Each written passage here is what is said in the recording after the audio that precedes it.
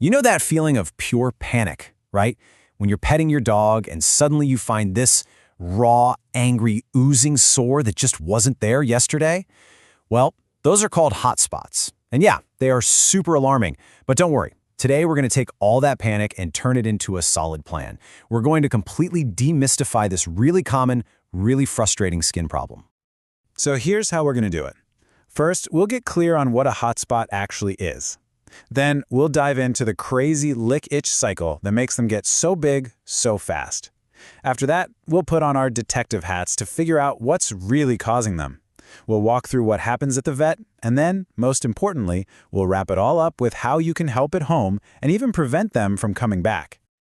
So what is this thing, this monster that just seems to pop up on your dog's skin overnight? Let's get right into it and figure out exactly what we're dealing with. Okay, look closely here, because this really shows you the biggest trick a hotspot plays. It's literally the tip of the iceberg. You might just see a little patch of wet, matted fur, but what's hiding underneath is almost always way, way bigger. That infection just spreads like wildfire under the hair, totally out of sight. The fancy vet term is acute moist dermatitis, and that name actually tells you the whole story. Acute means it happens fast, like really fast. Moist, well, that's that gross, oozing look. And dermatitis is just a general term for inflamed skin. But here's the key takeaway. Hotspots are ultimately created by the dog itself. They're a reaction to an itch that just spirals completely out of control. Now, it's also super important to know what a hotspot isn't. A lot of people mix them up with something called a lick granuloma. They're not the same thing. A hotspot is acute. It's sudden, it's wet, it's raw. A lick granuloma, on the other hand, is chronic. It builds up slowly over a long time from obsessive licking, and the skin gets all thick and scarred. So, two different problems, two different game plans. So what are you looking for? Well, the signs are pretty hard to miss. And I'm not kidding when I say they can appear overnight. You'll see red, raw, weeping skin. Sometimes there's even yellow or green pus. The spot itself will feel warm. That's why they're called hot spots. And you've got to be gentle, because they're usually really painful. Oh, and sometimes they have a pretty nasty smell too. All right, now we're getting to the real engine behind this whole mess. This is the mechanism that takes one tiny little itch and turns it into a giant, painful wound. It's a powerful, vicious cycle that just feeds itself. And here it is, broken down. It all starts with something simple, maybe a single flea bite. So your dog starts licking and chewing at it. That breaks the surface of the skin. Well, now you've got a warm, moist little opening that's basically a party invitation for bacteria.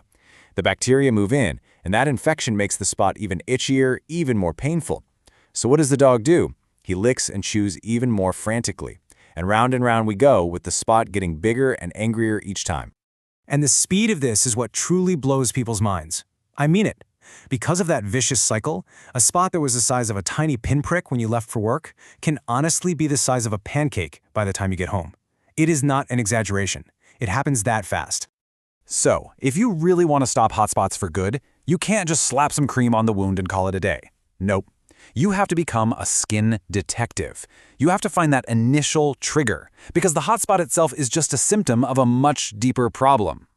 And where does our detective work start? Right here. 9 times out of 10, this is your culprit. Vets will tell you the #1 cause of hotspots is an allergy to flea bites. For a dog that's sensitive, the saliva from just one single flea can set off a massive allergic reaction that kicks that whole horrible lick-itch cycle into high gear. But, fleas aren't the only bad guys. The trigger can fall into a bunch of different categories. You've got other allergies, like to their food or maybe even pollen. Sometimes it's underlying pain. A dog with arthritis might constantly lick a sore hip, or a dog with an ear infection will scratch like crazy at their head and neck. Grooming is a big one, too. Matted fur is terrible for trapping moisture. And yeah, sometimes it's even behavioral. A bored or anxious dog might start licking just to have something to do. You'll also notice that some dogs just seem to get them more often. Breeds with those super thick double coats, think Golden Retrievers, German Shepherds, they're at a higher risk because all that fur is perfect for trapping moisture. Same goes for dogs who love to swim, dogs who live in hot, humid places, and really any dog that already has a history of allergies. Okay, Because these things get so bad so quickly, and because they're so painful, this is not a do-it-yourself situation. This is a job for the experts. So let's talk about what you should expect when you head to the vet. First things first, your vet is going to get out the clippers and shave the whole area. Remember that iceberg? This is why. Shaving is the only way to see how big the problem really is, to stop the fur from trapping all that gunk, and to actually get air and medicine onto the skin so it can start to heal. Now here's a little inside scoop. When your vet is looking at the wound, they're searching for these little things called satellite lesions. See those small red bumps around the main spot? That's a huge clue. It tells the vet the infection isn't just on the surface anymore, it's gotten down deep into the hair follicles.